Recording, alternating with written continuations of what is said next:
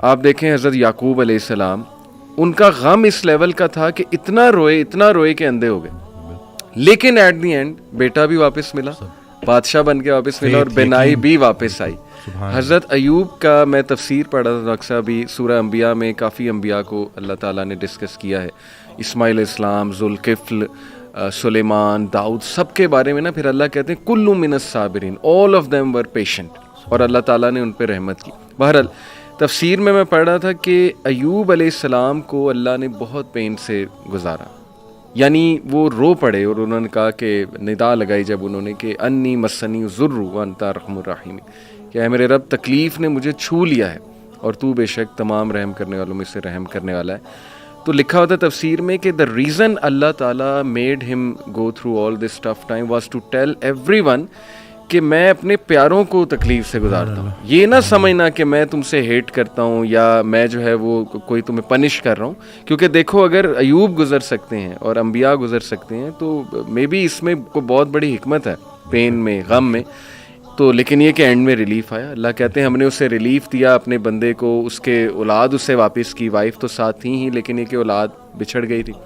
اسی طرح آپ دیکھیں زکریا علیہ السلام اولاد نہیں تھی، رو پڑے. مریم علیہ السلام کو ایک دن دیکھا کہ ان کے پاس پھل ہیں، بے موسمی پھل ہیں، تو دل میں خواہش کی اور نماز میں اللہ سے دعا کی کہ اللہ اگر تو بے موسمی پھل دے سکتا ہے تو تو مجھے اولاد بھی دے سکتا ہے، تو اس پہ قادر ہے. اور پھر یہ الفاظ کہ اللہ میں تجھ سے دعا کر کے کبھی مایوس ہوا ہی نہیں. تو آپ دیکھیں کہ اس وقت بچے دیے اور پھر وہ خود ہی حیران ہو گئے.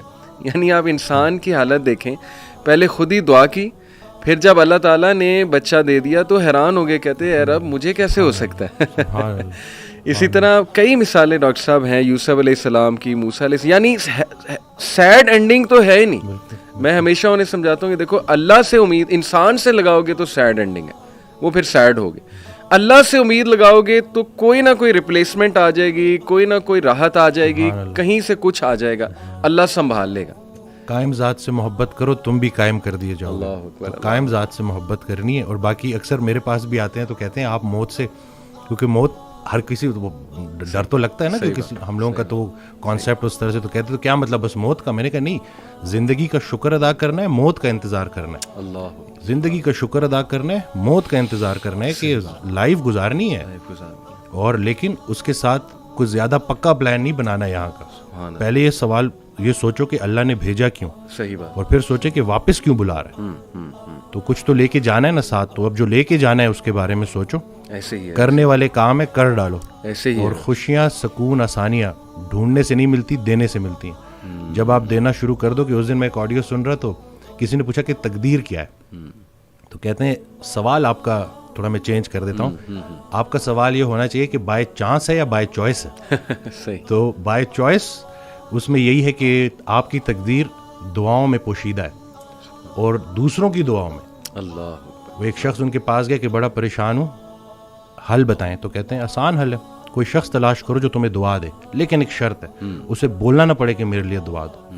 وہ تمہیں دیکھے اور دعا دے. اس کی زندگی میں کچھ ایسا کر جاؤ کہ وہ تمہیں دیکھے اور دعا دے. تو یہ جو مین جو کہتے ہیں نا کہ جتنا جتنا انسان اللہ کے قریب ہوتا جاتا ہے اتنا اتنا اس کی مخلوق کے قریب ہوتا جاتا ہے. بلکہ حضرت کے ایک جملے نے تو میری لائف ہی چینج کر دی. اور وہ جو میری دیکھیں، کوئی ایک بعض اوقات انسان بڑی کتابیں پڑھتا ہے اور بعض اوقات ایک جملہ.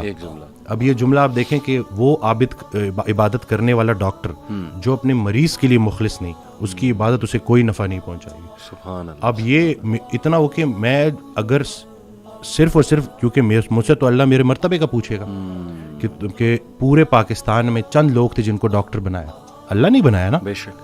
اور پھر اس کے بعد کیوں بنایا؟ کہ تم نافع علم حاصل کر رہے تھے جس سے مخلوق کا نفع ہو. اب یہ بتاؤ کہ کتنے لوگوں کا نفع ہوا. قبر میں نعمتیں دینے والا نعمتوں کے متعلق پوچھے گا کہ دی تو تجھے میں نے نعمتیں تھی تاکہ تو میرے قریب ہو جائے، تو میری نعمتیں استعمال کر کے جہنم تک کیسے پہنچ گیا. اور غافل کی آنکھ تب کھلتی ہے جب بند ہونے والی ہوتی ہے. بلکہ ایک اور جملہ کہ ہم زندگی فرعون کی مانگتے ہیں اور عاقبت موسیٰ کی مانگتے ہیں. تو یہ دیکھ لینا کہ اگر آپ کی نماز کا عمل آپ کی زندگی میں ظاہر ہونا چاہیے. اور باقی یہ ہے کہ اللہ تعالیٰ ہمیں نہیں پتا کہ کون سی چھوٹی نیکی کدھر جا کے ہمیں. صحیح بات ہے. تو یہ بس.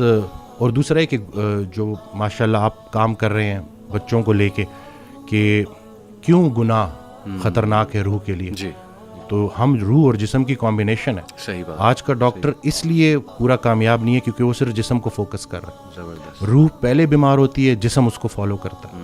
میں ایک کتاب لکھنے کی کوشش کر رہا ہوں, تو اس میں میں نے ایک جگہ لکھا کہ جب ہم روزہ رکھتے ہیں تو پرانا بلیف یہی تھا, جتنے بھی مسلم جو حکیم تھے, جو بڑے بڑے ڈاکٹرز تھے, ان کا یہ بلیف تھا کہ روح پہلے بیمار ہوتی ہے, صحیح, جسم اس کو فالو کرتا ہے. تو جب ہم روزہ رکھتے ہیں کھا تو کچھ بھی نہیں رہے, بالکل, لیکن روح اسٹرانگ ہونی شروع ہوتی ہے اور پھر جسم اس کو فالو کرتا ہے. کیا بات. ابھی ریسرچ ہے 3 دن کا فاقہ, ٹھیک ہے نا, 3 دن اگر آپ نے فاسٹنگ کی ہے پرولونگ, صحیح, اور اس کے بعد اگر آپ میل لیتے ہیں تو آپ کی باڈی کے اندر اسٹیم سیل موبلائزیشن ہوتی ہے, اور جتنے پرانے خلیے ہیں ان کو نئے سرے سے باڈی بناتی ہے دوبارہ سے. یہ اسٹیم سیل موبلائزیشن فاسٹنگ کے ذریعے.